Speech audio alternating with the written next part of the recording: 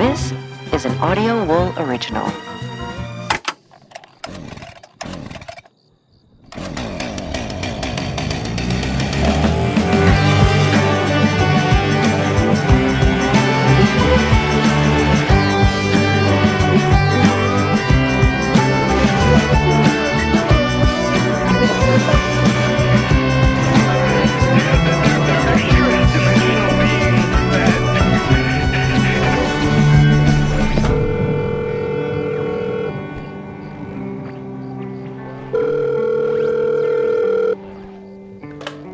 Hey Kelly, I just realized that we forgot to record our intro for the Captain Ron interview.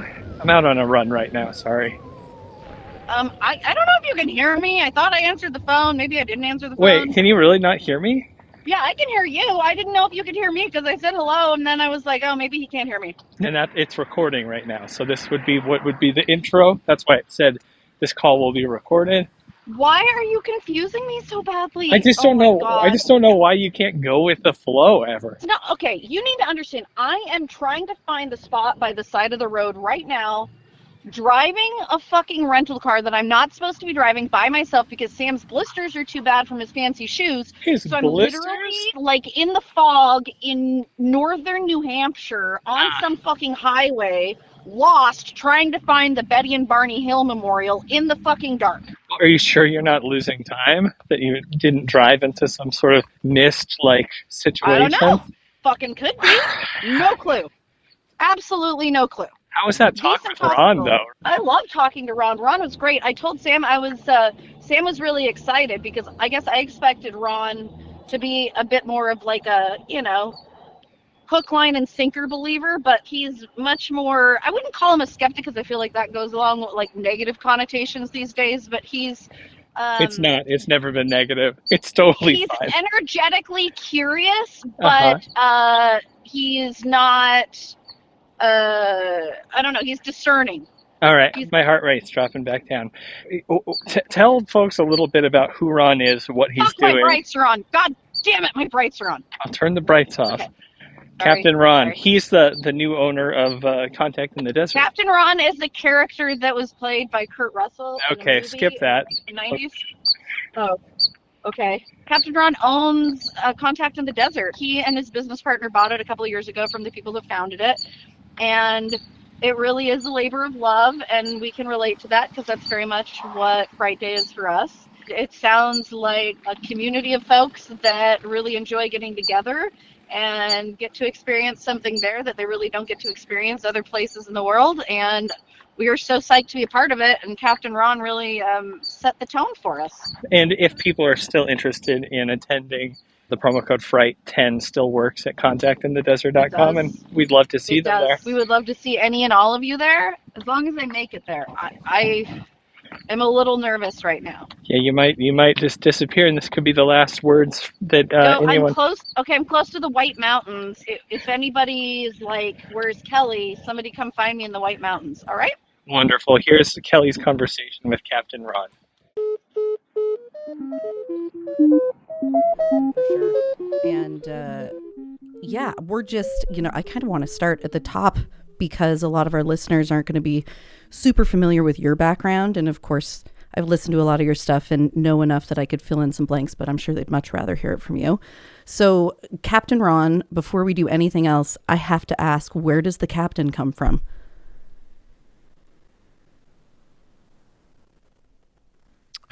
That's just from before I started doing podcasts in this world. I did a show about weed, believe it or not, with a doctor, and fascinating. He was Dr. 420, and they wanted me to have a nickname on the show, and it was like literally like one of the first shows, and they're like, we need to, and like just sitting down trying to come up with something, and like we didn't think of anything, and we just started doing that, and that was 13 or 14 years ago. Oh my gosh! And it just stuck, and it's just sort of like I almost can't get away from it.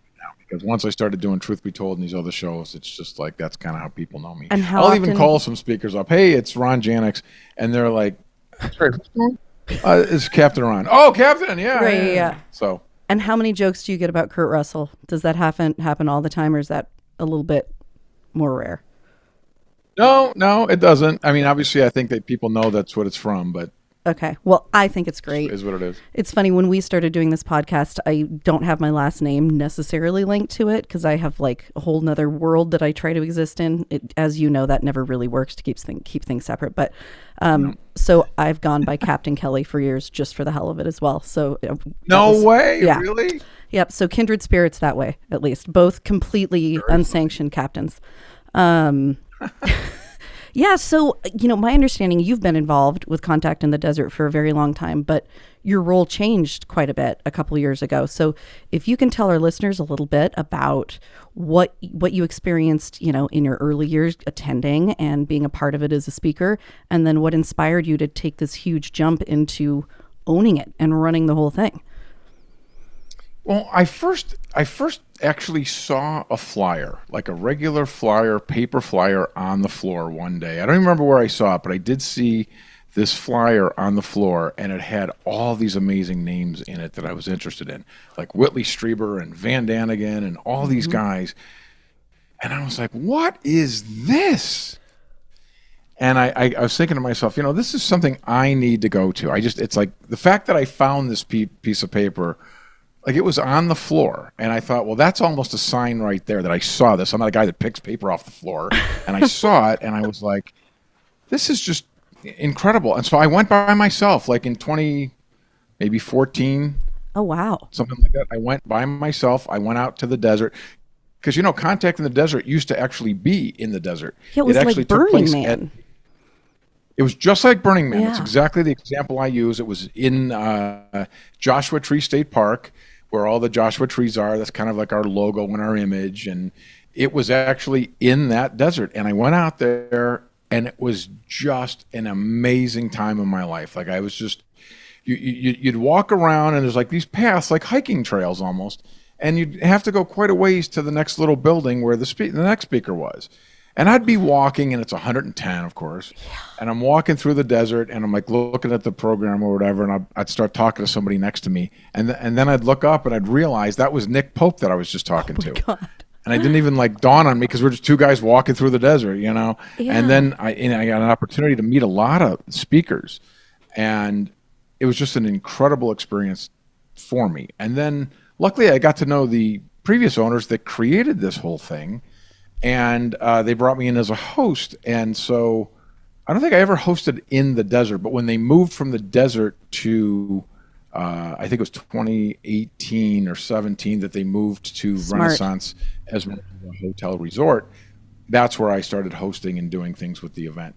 And it's just amazing. I've been saying that that's my favorite week of the year since I first went. And luckily, came up that they ended up selling it, and a guy named Gordon Peckrell, who used to run MegaCon, who's a similar sort of event. It was smaller. It was in Laughlin. He was buying this, and then he ended up bringing me in. So Gordon and I do this together, and it's fantastic. It's just so what I feel like I'm supposed to be doing.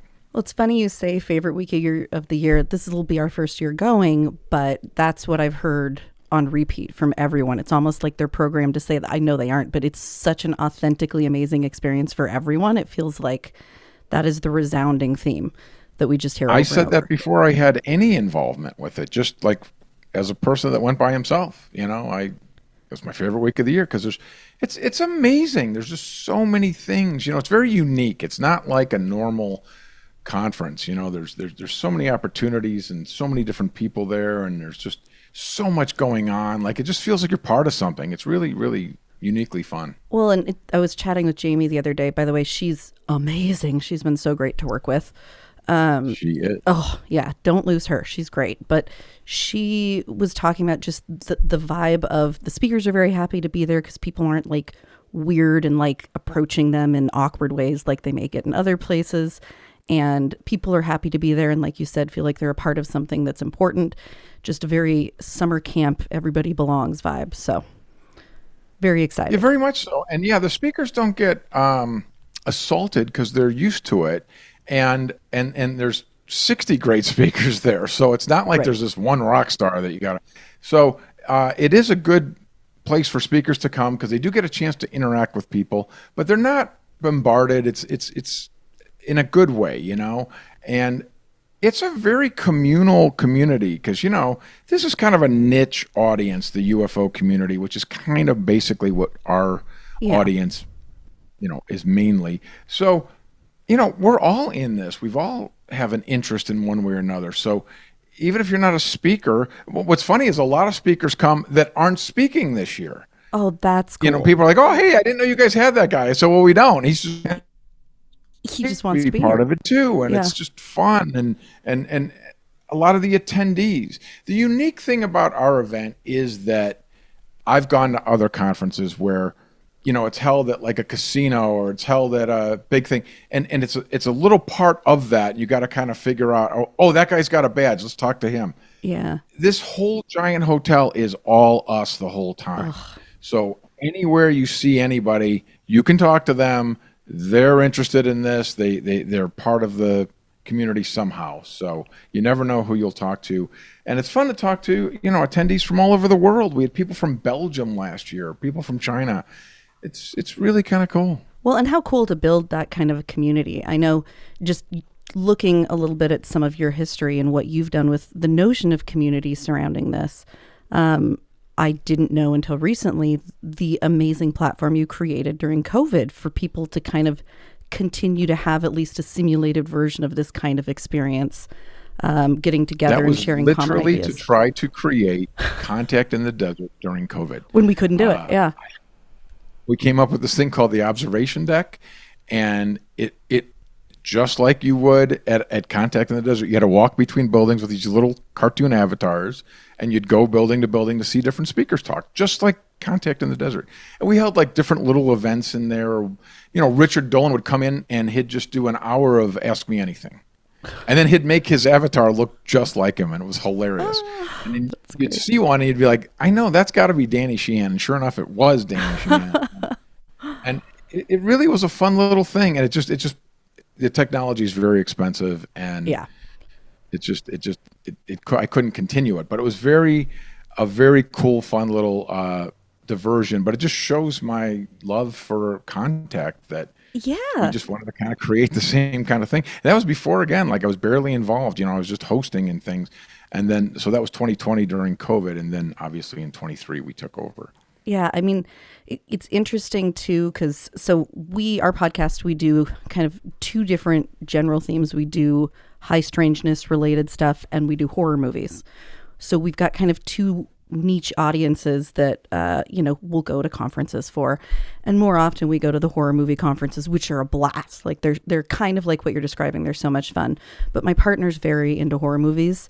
I am as well, but this is where my heart really lies. So I'm so excited for him to be surrounded by these people, at the conference, and to really experience. What's really funny about you saying this, Kelly, is right out of college, my first job out of college is I ran this giant art film theater. And we did horror movies all the time, old classic horror movies, and I'd have these festivals. We used to have 24-hour horror movie marathons, where we'd play 24 hours of movies in a row, and would have like some big thing. Like we would play Dawn of the Dead, or and we'd have the director come and everything. We played what's that guy's name? Dawn of the Dead. What is his name? He's a very famous director. Byron's trying to mouth something to me. George Romero. Yeah, I was. George Romero. Yeah. We had George Romero come out, play his film, talk before it. Oh my God! One year we had the guy that did the Pit and the Pendulum, which is. Yeah. These names are eluding Edgar Allan Poe, but I don't know who the director was. Would be like the featured one, yeah. Yeah. And so I come from that as well. That's what I did right out of college. I did all these things, yeah. Well, I think, there are definitely some common threads where people feel a little bit weird to be into it, but once you find that, that common bond with people, it's really fun. And as you said, the further you get into those communities, you realize there are all kinds of people and people from all over the place. And just being a part of that and the connection is, I think it's pretty innately programmed into us as humans to really seek that. So it's so cool what you have created here. We're really excited to go experience it. You're gonna love it. Yeah, I'm sure it's gonna be our yearly thing now. So I grew up on Art Bell and staring at the communion book until I could finally steal it from my parents and read it myself. And I think seeing all of that come to fruition. And my friends are a bit more skeptical than I am. Byron, my partner, is certainly more skeptical. But I also think one of the unique pieces about Contact is it's not all people that are like, jump into the deep end of the pool, believe everything they hear, right? It seems to be a pretty discerning and range of audience. And even listening to you, I know you are a inquisitive listener, but certainly don't buy everything hook, line, and sinker, which that's got to be an interesting position, especially as head of the thing now. How do you weigh that? Do people put you on the spot a lot for like, well, surely you believe this? Yeah, oftentimes people think I believe in all of these things and I'm convinced of all of these things, and they think that I've had an experience. And I haven't. Listen, I'm very open to this. I consider myself right in the middle, although I'll be honest, I am moving way more towards belief. There's a lot of things, a lot of credible guys coming out with a lot of incredible evidence that makes me really believe there is something to this.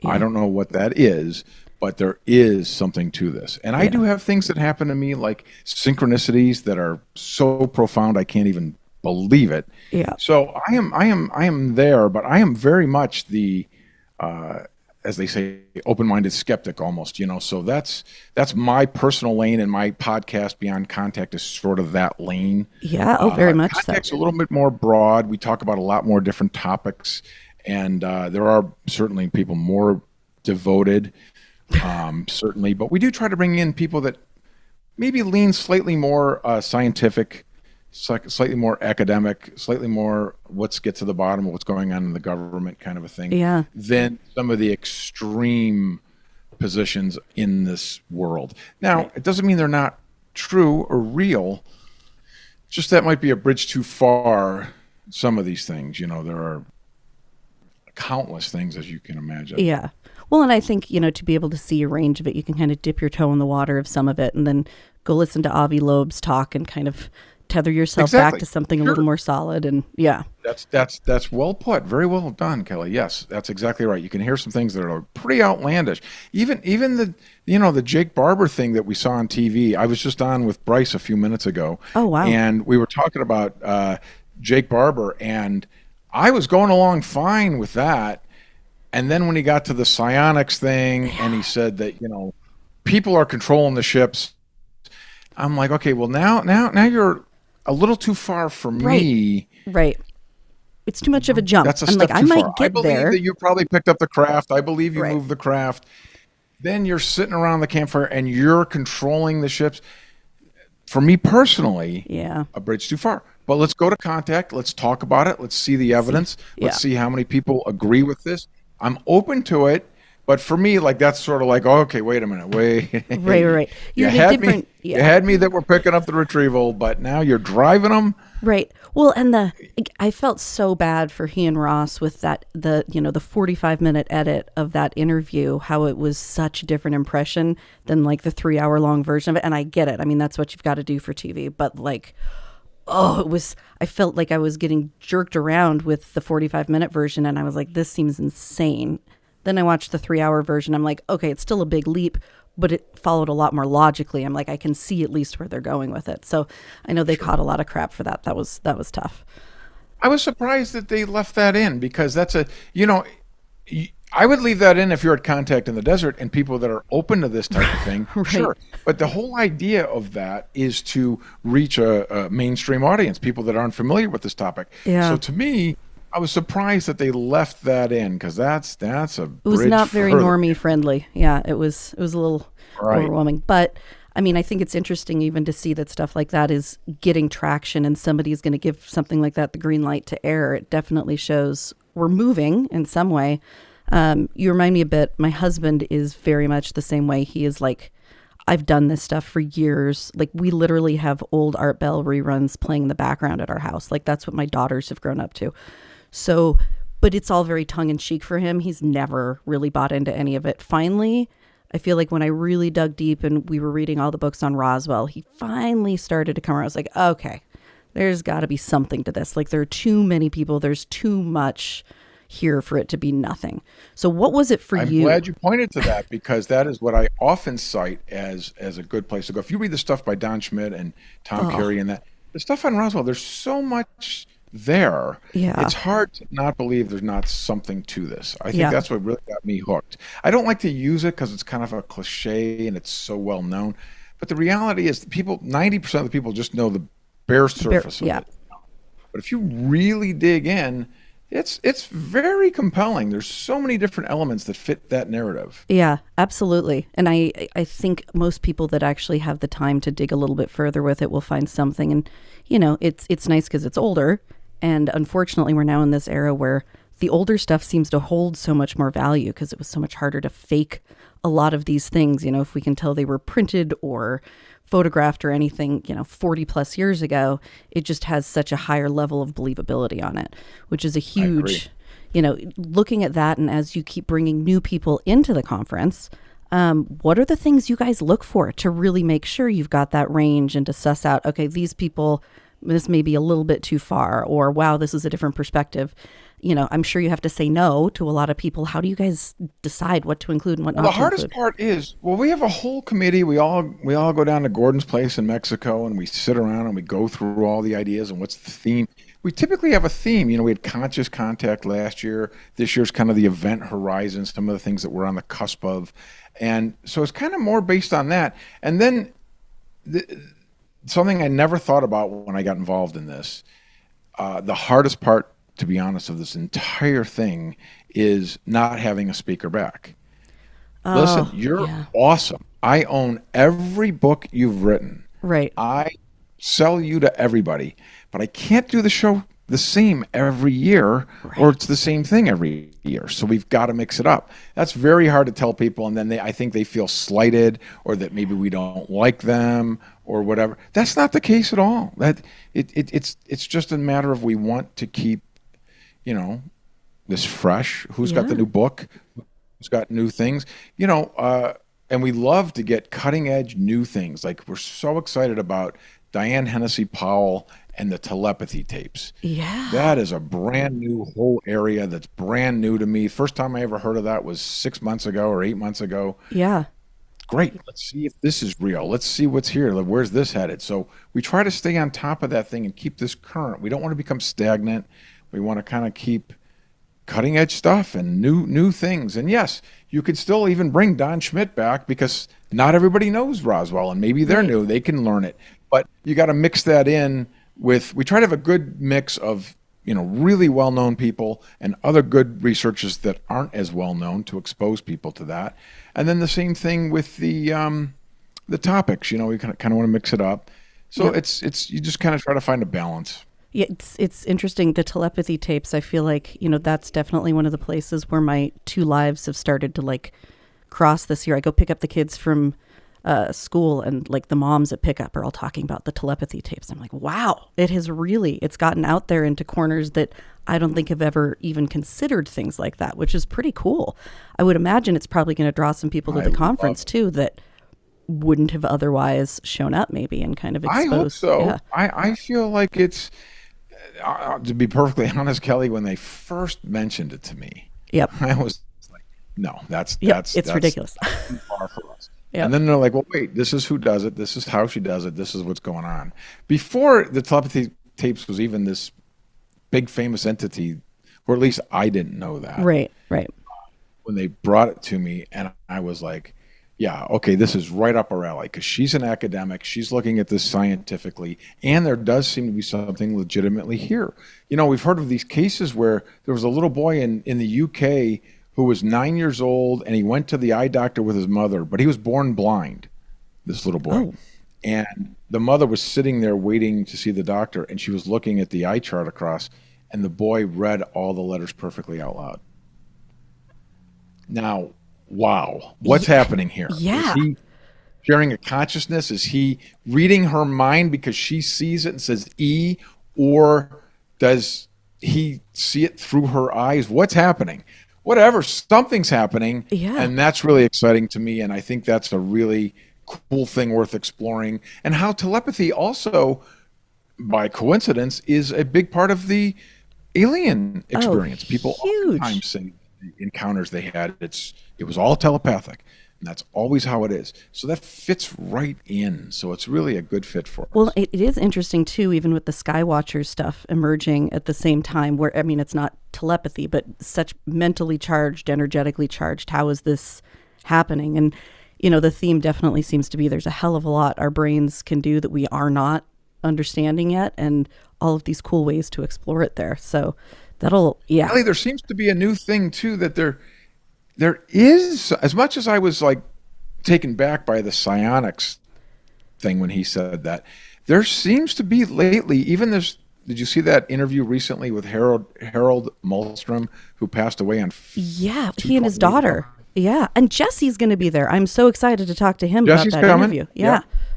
And he got to interview this guy, and he said when he held metal that was from a UFO that he felt some sort of telepathic communication. So this keeps coming up now all of a sudden. It does seem to kind of be part of it somehow. So yeah, it's a hard one for me to get over too, but you know, even Gary Nolan, I just love, and reading all of his research on possibly like actual structural differences in brains that can see and do some of these things. I haven't heard anything about him dipping his toe in the water of the telepathy tapes but I feel like, you know, to piggyback his stuff on what's already been done with Johns Hopkins and everywhere else that they're looking into this, it'd be really cool. Some of those science infusions really they help me bring more of my friends into the circle for sure.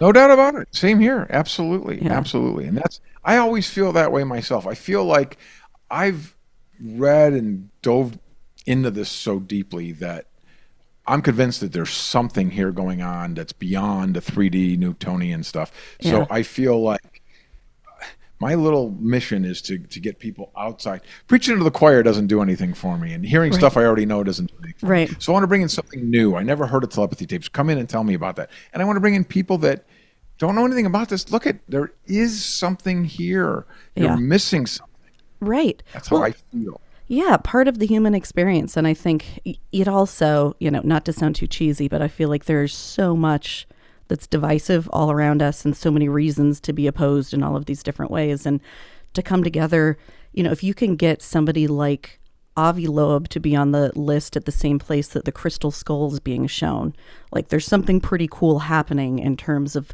helping people see different perspectives and look across the aisle at things. I think that's a pretty big statement. That's well put. You know, I said this last 2 years since we've owned it. It's funny how when you're there, it's really the world's been chaotic. Let's just be honest. No matter what side you're on, no matter where it's been nuts with the whole politics and post-COVID. It's been crazy time to be around. And somehow it does feel like for those 5 days at Contact, all of that goes away. Yeah. And we don't really talk about politics because, you know, this is one of those issues that does not seem to be politicized. I mean, truly. Is there extraterrestrial life? It has nothing to do with politics. It's one of those few topics. So it's very interesting that when you're there, people don't really talk about politics, and they don't really talk about the other nonsense of the world, and even the pandemic. Like, you're all focused on, did you see this guy? Did you see that guy? Did you hear this? Did you see that? Did you go on that ride? Did you go to that place? Did you take the... And it's just something great about that. I think after those 2 years, I felt like, you know, that was part of my fun, was I got out of this mess for a minute. Yep. And then it's fun being along like-minded people as well, because I'll talk about this stuff with anybody, but sometimes people don't get it, or they're not interested. Here, everybody gets it and they're interested, and there's something fun in that too. I think there's just this huge power in the idea of curiosity and not being 100% certain of things. And I feel like in so many other areas of our lives, consciously or unconsciously, we really dig our heels in, like, no, I know this to be true, and I know this to be true. And you go to something like this, and the whole joy is in what we don't know, and that's where everybody's head's at. So, you know, it's interesting to think, gosh, how do you carry that forward into other areas? Because it really seems to be very powerful to occupy that headspace. I agree 100%. That was well put. Really done. Really yeah. done. This is, so there, I mean, I know it's not all roses. I love the energy you have for this. I love how much fun it is. What are so you named, saying no to people who want to come back right after they were there, and, you've got to mix things up a bit. What are some of the other, like, geez, I did not imagine how hard this was going to be, or things that have really surprised you, maybe even in the way the field is changing or moving in the couple of years that you've been at the helm? Well, I kind of knew it before we got on board here, but I don't like how this community is so subdivided and that people clash and they're like, well, we're with this guy, we're with that group. Yeah. And hey, we don't know the answers. Nobody does. Yeah. We are all moving this in the same direction. It's us against the world. Let's team up here. I don't like any friction. I don't do well with that. So I don't like that aspect at all. So that frustrates me. Yeah. And I'd love to have everybody back. There's 1,000 people that deserve coming to contact in the desert. They really are. And there's new fascinating people coming on all the time about stuff I don't even know about yet, Yeah. So, and we want it's fun to bring in the legendary guys. Last year we did a legends panel, we had Whitley Strieber. Oh, it was fantastic. Yeah. So it's fun to mix that with what the new way of thinking is. This has evolved over the years from a nuts and bolts thing to now maybe it's interdimensional. Now maybe it's temporal. They're living alongside of us. There's all these other ideas that people are spilling out there. So it's fun to kind of hear those and explore and kind of make your own choice along the way, Yeah. Well, I'm glad it hasn't been too much chaos to do. I know that I was floored by even like the single day ticket prices seem astronomically low. I don't know how you guys do that. I mean, even thinking in the context of like music festivals I've gone to in the past, right? Like, oh, absolutely. It's crazy, first of all, to be able to divide it up, because I know that from the cost standpoint, that makes it really hard. But to keep them at that price, how do you guys do that? Well, yeah, in fact, we're going to have to raise our prices next year, as a matter of fact. Yeah, I would imagine. We just, this is something that, my partner Gordon, thankfully, is just very devoted and committed to. And it's like, this is truly a mission-driven event. He really just wants to get this out there. And we've kind of overly done that to the point where this costs us money.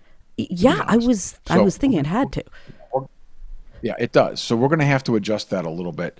We're officially a nonprofit now. We really are. We are. You guys did the whole 501c3 thing? You got a lawyer and got it all? Wow. That's been filed. Wow. Okay, that's huge. It is. And so we're going to get that. We'll have that for next year. We are this year a nonprofit organization, and it's been that way. And it really is a very unique thing in that we are very mission driven with this. And a lot of people think we're making all this money with it. It's like, you don't know.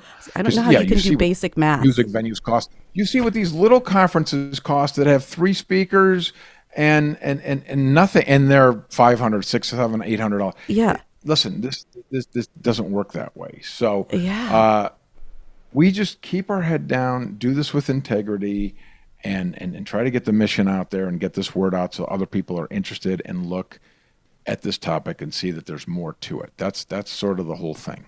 So Gordon obviously is not as, public facing as you are with all of this stuff. Has that kind of been the plan from the beginning, that you're going to be the face and he's going to be behind the scenes more? Yeah, that's the plan. I've had the podcast. I've kind of been out there. I was hosting Contact before. I'm remotely known by certain people. So yeah, that was the plan. Gordon has no interest in that. He wants me to do that. So yeah, I think my badge says mascot. I think is what my Captain, title is mascot. We've got a lot of hats. Right. Well, vulgarities. There's a variety of things they put in. So yeah, I'm sort of doing that end of it, and he's part of all the meetings and the decisions and the direction, and he wants to get as much of this information out to as many people as he can, and then there's some nobility in that, and I think it's great.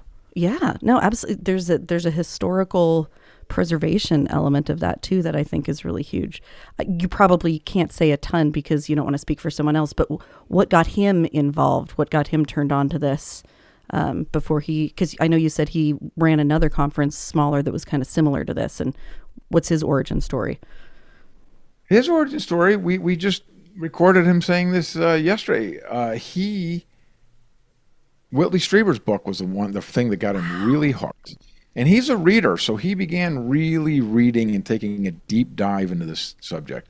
Like myself, we haven't had experiences. Gordon hasn't either, so it's not a personal thing. Many people get into this because they had an experience or they saw something, but Gordon and I have not. And that doesn't mean we don't believe the data or these people or these credible things. And, the more you get into it, the more you know about it, the more there is to know. He just took a deep dive and got interested, and then he started doing these little conferences, and he did MegaCon for years. Wow. I mean, I almost wonder if at some level that really adds a lot of value to it, though, that you guys are so curious but not evangelical about it, right? You aren't like, no, this is what it is. This is what you have to believe. This is why we're doing this. You're doing it for the sake of curiosity, not the sake of like proselytizing, which I think is a fine line, but a pretty big difference. I think that's really well put too, Kelly, because the more people tell me they know exactly what's going on, the more I kind of go, wait a second. Yep. Yeah. Do you? Yeah. Do you? Yeah. I mean, even some of the top guys that have experience, like Travis, I don't know what the hell this was. I like that. Yeah. I like Van Daniken. Van Daniken has a famous thing where he talks about his book, Chariots of the Gods, and he said he has like 850 question marks. He goes, everybody yelled at me that this is what I said it was. I said, no, I was asking, could this be an alien craft? Could this be an alien? Could this be a drone? And that's sort of where I come from. What is this? Yeah. Well, I think that must carry over, especially for so many different people feeling welcome. I mean, the question marks create a whole lot more space for everybody to hang out and have fun. So I'm really glad you guys are very welcoming. It's not an intimidating environment at all. It's not like people are like, oh God, I don't know enough about this topic, or there's gonna be all these weird people there. It's not really like that. It's not. I mean, it might be a tiny element of those kind of things. It's shockingly normal. Yeah. Yeah. And anybody could walk in there and feel comfortable and sit down and watch a lecture and. Well, yeah. I mean, and opening up Thursday night, even as you were saying, for literally anybody can come. It's community welcome. It's free to come Thursday. I mean, that's what a huge statement. That's a really kind thing you guys are doing. We kind of get a flavor of it. We have shorter lectures. We do 1 hour lectures. We used to do, we still kind of are doing 101s where the lecturer typically kind of gives an overview, maybe 101s on UFO sightings or abductions or telepathy or any of these different facets. Cryptozoology, whatever it is, to kind of give people a cursory understanding if maybe they're new to this topic or new to this world and they want to talk about. And then hopefully you like it and then you'll stay and you'll buy a day pass for Friday, Saturday, Sunday, Monday. That's another new thing we're doing that we did a year ago. We started the 1 day pass. Yeah. Because it used to just, you had to go all 5 days. It's like, well, maybe you can just come on the weekend, and just buy a day pass. We try to make it as accessible to people as possible. And we're not raising prices next year for some money grab or anything like that. And it's insane when people think that's the case. It's not. It's genuinely, we want to keep this as low as possible, that we can bring in as good a guest as we do and put on as good of an event as we do and give as many people access to this as we can. That's literally, hand to God, the truth of what we talk about in our meetings. Well, and that's we from kind everybody. of block out the noise. We really kind of keep it in our own little thing. Yeah. I don't really look at a lot of the comments or whatever. I just kind of, we'll do the best event we can, and it'll fall where it falls. Yeah. And it's worked out really good so far, and it just feels, it all feels right. Well, the people who walk away from it certainly seem to walk away with that feeling. I mean, I don't think I've heard of anyone going and not like counting the days to go back the next year. So, that's great. It's, and we also want, we try not to be too heavy handed. We pick a theme and we kind of go with that, and we ask speakers to talk about something new. And they're used to going to certain little conferences where they'll say, this is what we want you to talk on. And they'll always ask us, and we're like, well, whatever you got that's new. I mean, we kind of give them room to breathe and kind of do whatever they want. So it's just fun for us to do that. And then each year it takes on its own life. And, each year kind of has a different feel. You know, I even remember 2019 kind of felt this way. And then remember this happened. And in 2023, we had David Grosh happened during Contact. Yeah, that's so when we the all kind of Cold ran Heart into one room and got to see it. So that's kind of the feeling from that event. You know, Amazing. There's usually something that happens or just sort of a vibe from each year. So it's kind of a unique thing that happens so natural and organically that's very real, you know? Yeah. Well, obviously, you know, this is a long-term conference. It's been going for a while. What do you guys have on the radar for the next few years? Any plans that you can reveal, things that are coming up? Well, no, we are going to do one next year. No, this is tough to do. So it's like we've got to make enough to do it again next year. Yeah. And we have now just decided and just agreed with the same hotel. We are going to do one next year. Okay, This good. is a year-to-year thing. Think of it as a 1-year contract. Wow. Anytime we do it, I felt that way all 3 years so far, that any one of these Oh could be the last one. So we kind of go into it with like, let's put on the best event. And that's the thing. We put all these little extras and we bring in surprises and stuff. So it's like, no wonder we're underwater. We put everything into it because we think this could be it. Yeah. Oh, wow. Okay, well, yeah, you guys need to like pass the bucket or get a grant writer that can, I Right. don't know. Like this is, I feel like this is something that everybody has talked about how important it is. It would be a shame to think about it not being there forever. Yeah, we want it to grow. We want it to excel. You know, we're already committed for next year, and we'll just go from there. Okay, well, that's great. That's good news in and of itself. We are just thrilled to come down and watch everybody and be able to talk to some of these folks and hopefully get to meet you and Jamie and everybody else in person. I guess I just really appreciate all that you've put into, certainly with this, but also with the other platforms that you've worked on and just the communities you've created. I think that we need more of that in the world in general. Certainly in this community, we need more of it, but I think that's kind of, you know, as sure as I can be of anything, that feels like the best path forward in all respects. So thank you for putting everything into that. It really does make a difference. I hear it every time I ask somebody about the conference. So thank you for That's all really you're doing. great to hear. Like we usually do get really good feedback. I mean, our response things are 95%. Oh my God, great, life changing, that kind of thing, and that makes us feel really good because we really don't pay attention to any of that along the way. Right. And then we do look at the surveys after, and it's nice to feel that. Again, we just try to do this with integrity and do what we think would. We always say we treat Contact as its own entity. Like, what would be best thing for Contact? For Well, that, to yeah. have this. So then we try to do that. That's just sort of where we operate from. Wow. Okay. Well, I've got Jamie's favorite coffee drink, so we can make sure and keep her supplied with coffee while she's down there. What's your favorite thing, Ron? We want to bring you something. We live in Montana. There's got to be some cool thing we can bring you from Montana as like a thank you for all the work you're doing. I have a caffeine addiction. You so I do? drink Blue Monster and I drink Diet Red Bull. Diet and I Red drink Bull? way too much of it, That's especially in the month sucralose, of man. May. Oh, it's gonna kill you. I know. Yeah. But I'm sure after Contact, I can go off of it for a while. for a little because- while. Okay. But All right. May's tough. May is the addiction. Oh, I gets bet you really just bad. don't sleep. Yeah. Yeah, well, there's no time. I There's told always more Jamie- you can do. Yeah. It's never like, okay, well, I'm caught up. No. I mean, even if they're always like, well, what if we had this? Why don't we buy streamers? There's always Oh something my we can. goodness. Oh my So that's goodness. just kind of how we do it, Okay. Well, it makes a difference. I'm sure there are 3 a.m. moments where you're like, oh my God, why the hell did I ever sign up for this? But it does make a difference. I mean, we haven't even been there yet, and I've already felt the effects of it. So we can't wait to experience it in person. And yeah, we've got a lot of people in our listener group that are really interested to come at least for a day. And I know it is nice because people's work schedules, it makes it really difficult sometimes to commit for all of those days. So I think that's a great thing that you're allowing people to come in for one day if that's what they've got.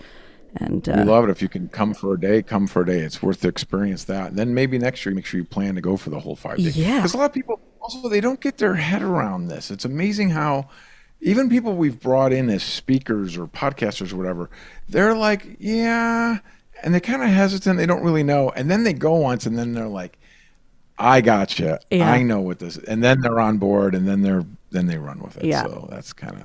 That's amazing. We have a promo code called Social10 if people want to get 10% off. They do have that going. Yes, yeah, we've got that one out there with our group, and you guys actually even gave us a little a code too. So we've been pumping both of those, and I know everybody would love to be there, and I think some of them are at least going to be able to pull it off. So, and I know you aren't an experiencer, you said that, but you did mention something about some really extreme incidents of synchronicity. And I love to get a story from anybody we interview. Do you have any cool synchronicity stories you'd be willing to share? Something fun? I have hundreds of synchronicity stories. I think that counts as an experiencer, though. It's just a different kind. Yeah, it's just like a profound thing. I was just telling this to somebody yesterday. This is a favorite that I like to go to. It's my friend and I were driving from here to Las Vegas. I live in LA, and we were driving from LA to Vegas. And halfway to Vegas, there's this little diner called Peggy Sue's Diner, and we were going to stop there and just get some breakfast. So she's filling out this crossword puzzle, and the clue is horseless carriage. Four letters. What do you got?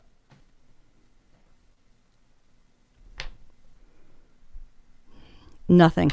I got nothing. Got nothing. She's got nothing. We don't know. We're filling it in. And no idea what that one is. We come down the exit ramp to pull into Peggy Sue's, and by virtue of filling everything else in, we figured out that was semi, SEMI. Oh. Okay. Maybe that's a little bit of a reach for me, but all right, I see it. I've never heard that or thought I haven't either. We walk into Peggy Sue's, and the lady's like, sit anywhere. So we sit down over here at the bar, and the lady comes over, gives us the menus, and she walks away, and right behind the bar is a shelf, and it had a couple of little toys on it, like from the 50s, because it's a 50s diner, and they have this giant tractor trailer semi, and it says on the side, horseless carriage. No way. Okay, yeah, and I've never heard that once in my life. That's what we both said. We both said, I've never heard this. And then 20 seconds ago, we figured that out, and then it happens again. So that's very profound, very specific to us. That's way beyond a coincidence. That's a synchronicity. And it was like, damn, that's what is that? And I love those, the ones that are like seemingly insignificant, right? Like it's not changing the course of your life in any major way. But like how the hell do you even, that's. And what do you do with that? Yep. That's so but I mean, we were high on that the whole rest of the ride. Oh my God. What just happened? What are we supposed to, what does that mean? Yeah. Right. That's, synchronicity was a word that both Byron and my husband used to just loathe anytime I mentioned. And it was, I don't know, 5 or 6 years ago now. We were on some little family road trip for the weekend, coming back, and I was really into Jeff Meldrum and Bigfoot stuff at that time. I was reading all his books, and we were doing a series on him for the podcast, or on Bigfoot for the podcast. And he's always, because he's the science guy, I'm like, okay, I really want to talk a lot about him. And he even had bits and pieces on a NPR podcast at that point. So I'm listening to him. We stop at a gas station in this little town, Deer Lodge, Montana. We're listening to his podcast on the gas station, or while my husband runs into the gas station. I'm reading his book, literally sitting in the front seat. This guy walks in front of my car, and I look up, and my daughters are in the back seat. They're like 2 and 4. They have no idea what I'm like. Girls, I think that's the guy we're listening to on this show right now. And I'm like, wait. So literally, my husband comes out. I'm like, Sam, I think Jeff Meldrum just watched. And he's like, Kelly, you're crazy. You're absolutely crazy. I walk over. Sure enough, there's University of Idaho truck with plates and like professor parking decals. I wait for him to come out. It was totally him. I ran up, like, I'm sure he was like, oh my God, this crazy lady. But I brought my book over. I'm like, okay, I'm a huge fan. I cannot believe. Oh, he had to be thrilled by that. That's really cool. Right. He's a very cool guy. Oh, he was so nice. Really awesome. He gave me his number, and then I called, and we did like a 3-hour interview, and it was great. But like after that moment, I swear that was like because I've always believed in that stuff. Sam and my husband were both like, or Sam and Byron were both like, yeah, okay. All right, we can't explain that. That's too crazy. That's like, I mean, on the radio, in your hand, in the book, and the guy walks in front of you. That's awesome. There are like 5,000 people that live in this town. He just happens to be driving through it the same. Like, it was so crazy. So crazy. I love that. Yeah. God, I love it. That's great. So I'm glad you shared that. Those are great. Yeah. I want to do a whole thing. We had a cut it this year. I was going to have a synchronicity panel and just kind of talk about these. So I might do that next year. I that's my favorite area of this because I've experienced that. Right. So it's relatable to me and I can, well, and it's so open-ended. Like it could mean so many different things. It fits in all these different paradigms that you could really run with in any direction. So it's really fun to explore. It makes me really want to read more of Carl Jung's stuff because he's got a lot of stuff that relates to this. He talks about UFOs even and this. Yeah. So if I ever get 7-minute break, I'm going to try to start really delving into him more. Yeah, get the Cliff Notes at least. I'm with you. Those are, if I could go back and get another degree, that's what I'd go back. I'd go and study his stuff and get a really good deep psych degree. But, well, sure. I know you've got a ton of things to do, Captain Ron. I really appreciate you taking the time with us, and we could not be. Man, it's great, Kelly. Yeah, I could not be more thrilled that we're going to finally be down there. And I told Jamie this as well, but if you guys, Byron and I are both terrible at sleeping. If you guys need any grunt work or things done with organizing emails or organizing spreadsheets, send us work. We're happy to help in any way, and we're just really excited to be a part of it. Appreciate that. That's very sweet. Thank you very much. I really appreciate it. I'm looking forward to seeing you there. It's going to be a lot of fun, I promise. Oh, I have no doubt. Thank you. Try to get some sleep between now and then. I will. Okay. Thanks so much, Ron. Thanks, Kelly. See you soon. Appreciate it. Thanks. Bye-bye. Bye-bye.